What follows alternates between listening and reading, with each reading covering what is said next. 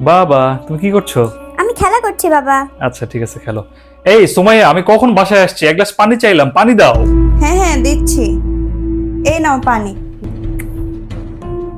আর হ্যাঁ, ওই ওয়াশরুমে কিছু কাপড় আছে আমার, ওগুলো তাড়াতাড়ি কেচে দিও, ঠিক আছে? আচ্ছা আচ্ছা করে দেব।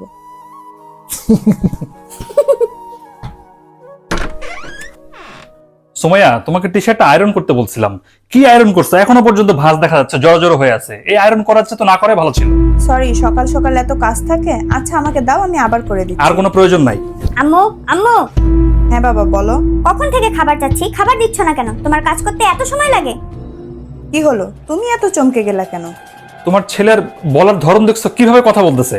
এত অবাক হওয়ার তো কিছু নাই। কাল এই বাচ্চা বড় হয়ে ওর স্ত্রীর সাথেও এই আচরণই করবে। একটা বাচ্চা প্রথম শিক্ষা পায় তার পরিবার থেকে, আর একটা ছেলের প্রথম রোল মডেল তার বাবা।